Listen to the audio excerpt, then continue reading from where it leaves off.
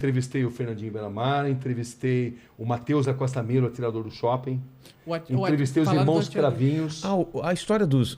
Entrevistei os canibais de Garanhuns. Isso que eu ia falar. Essa história é tão bizarra. Deixa eu... É bizarra. Essa história dos canibais eu tava vendo essa entrevista. Era uma seita, né? Onde ele manipulava as mulheres. Seita era...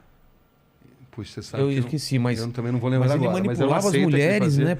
Manipulava as mulheres. Ele era um cara muito bom de conversa e as mulheres seguiam fielmente tudo que ele dizia. Matavam, esquartejavam e ainda usavam a carne para coxinha.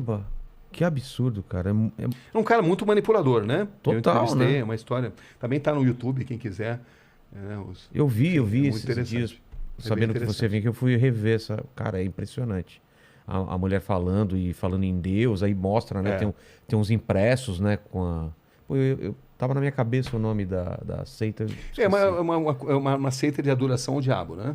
Basicamente era isso. O nome não lembro exatamente agora, mas então, na matéria tem. Porque foi localizar todo um livro, ele tinha escrevido um livro. Porque é o seguinte, ele escreveu um livro que se recusaram a publicar. E ele, na verdade, ele escreveu num livro que depois ele iria realizar. Entendi. Essas mortes... elas copiaram algo que ele escreveu nesse livro. Entendi. E o livro era a Bíblia seria péssimo, né? Mas seria o manual dessas atrocidades que foram cometidas depois. Quase profecias, né? É. E eu lembro que você deu uma entortada na mulher lá, porque você coloca ela numa situação, e se fizessem isso com a sua mãe, né? Poderia chamar essa pessoa de monstro? Ela fala sim. Então, as pessoas... Você entende as pessoas achando que vocês são monstros. E eu achei isso porque ela não percebeu que ia para esse lado a pergunta depois, né? E aí ela se dá conta, né? Quando você está nessas entrevistas, é uma guerra mental. Né? Você vê que eu não levo, como você também não, né? Eu não levo anotação. Porque você não pode perder o olho no olho. Exato. Entendeu? Porque o body language, né? A linguagem corporal. As grandes perguntas, elas nascem de respostas incompletas, aonde você às vezes muda totalmente... Ou de silêncios, né? Silêncio, pausas. Você muda totalmente o encaminhamento da entrevista mediante algo que foi contado. Mas para isso você precisa estar muito atento. E você não pode perder, você não pode baixar os olhos, senão você perde o contato com a pessoa. Então, é assim que você consegue extrair, né? Eu lembro, por exemplo, quando entrevistei o Matheus da Costa Melo, o atirador do shopping, né? Uma frase dele que me impressionou muito. Aquele do filme, que ele entrou no meio do filme. Isso, que ele assistiu o filme Clube da Luta e depois... Saiu atirando mesmo. Exatamente, saiu atirando. E ele dizia, o que ficou na sua mente? Ele falou, ficou na minha mente claramente o cheiro de sangue e pipoca. Caramba. Você vê, ele relacionava sangue e pipoca na mente dele. E nunca se arrependeu do que fez. Essa é a verdade. Psicopata não se arrepende.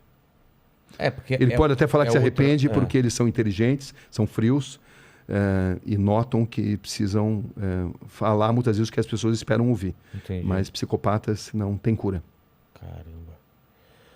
O Vulkslock 22, olá Inteligência Cabrini, gostaria de saber, existe uma enorme romantização da criminalidade do perfil das pessoas que cometem crime, mas na experiência, qual a sensação e lição que tira de toda essa experiência com eles?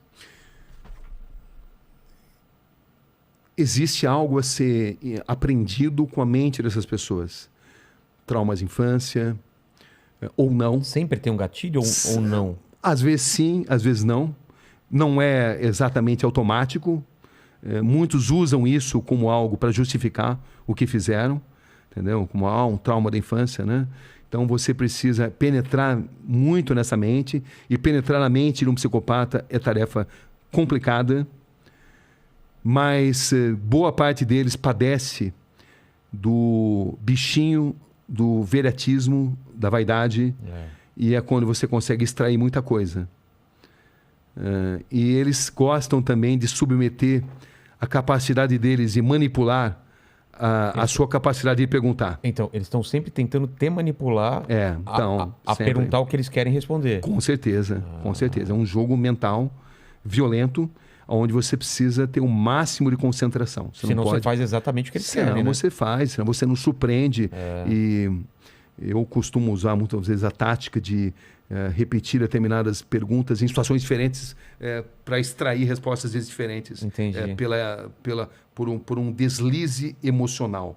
Até mesmo psicopatas podem ter deslizes emocionais, embora eles tenham tanta dificuldade de se relacionar com emoções. Entendi. Entendeu? Então, é algo que você vai aprendendo, né? Você vai aprendendo e você vai lendo nas pessoas, no olhar das pessoas, nos gestos que elas fazem.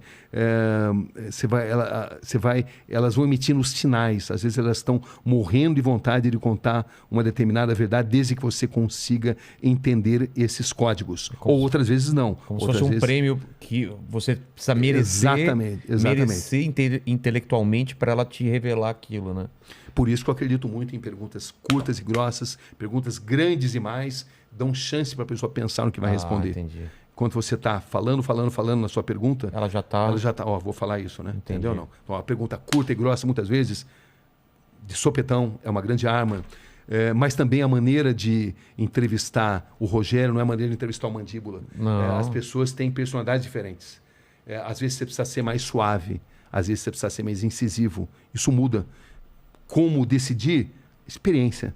Psicologia. Eu sempre tive muito fascínio pela psicologia, mas a psicologia prática, né? Claro que eu me informo, né? Procuro ler os grandes mestres, mas é muito intuitivo também. Tem essa linguagem silenciosa, né? Com certeza. Corpo, tem microexpressões. Tem. O Aleph... desculpa, pode falar. Não, e também tem dia que você capta mais, tem dia que você capta menos, enfim. É uma violenta guerra mental. Em determinadas entrevistas, não todas, né? Tem entrevistas que não. São mais tranquilas. São mais tranquilas, mas em determinados momentos você sente que você está numa guerra mental.